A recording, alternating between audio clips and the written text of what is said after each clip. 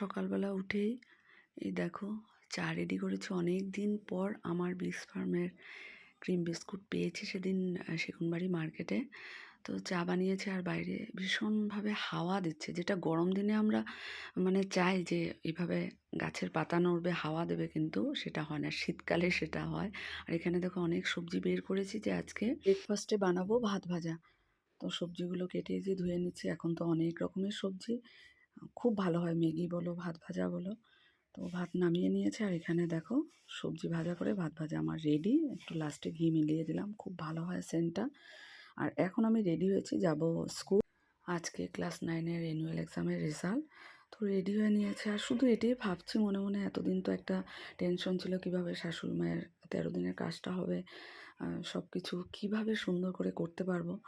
কিন্তু এখন যেন মনে হচ্ছে কিছু যেন একটা নেই, ফাঁকা ফাঁকা লাগছে। বিশেষ করে অমিতাভর খুব বেশি মনে পড়ছে, কারণ মা বাবা রিপ্লেসমেন্ট হয় না, আমরা সবাই জানি। তো এখানে দেখো আজকে ওরা আবার লাল জবা পাড়ছে।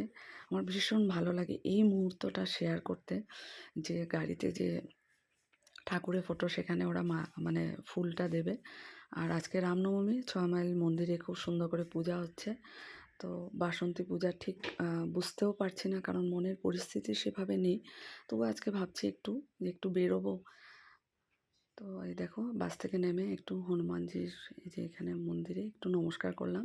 স্কুলে পৌঁছে গেলাম আর দেখো স্টুডেন্টরা সব দাঁড়িয়েছে, ওয়েট করছে কখন ওদের রেজাল্টটা ওরা পাবে হাতে। তো 11টার সময় ফাইনালি রেজাল্ট ডিক্লেয়ার হলো। এই দেখো সবাই দেখছে যে আমার রোল নাম্বারটা আছে কি না। তো সত্যি এটা কতটা টেনশনের থাকে না স্টুডেন্টদের জন্য, সবার হয়। আমরাও সেই দিন পেরিয়ে এসেছি, তবে আমরা র্যাঙ্কে দেখতাম যে ফার্স্ট সেকেন্ড থার্ডের মধ্যে আমার নামটা কোথায় আছে। তো যাক, ভালোই লাগলো। বনিতা আর আমি লাস্ট অবধি ছিলাম, দীপকও ছিল। তারপর দীপক বললো বলক জয়বাডো মহাল। তো 4 মাইল অবধি ও বাইকে আমাকে এনে দিয়েছে, বললো আমি তো নামফায় যাব। তো এখানে দাঁড়িয়েছি, অপেক্ষা করছি বাসের। আর স্ট্যান্ডে বাস দেখে এসেছি। তবে এখন কিন্তু বাস একটু কমই থাকবে, কারণ সামনেই ইলেকশন, রিকুইজিশন করবে।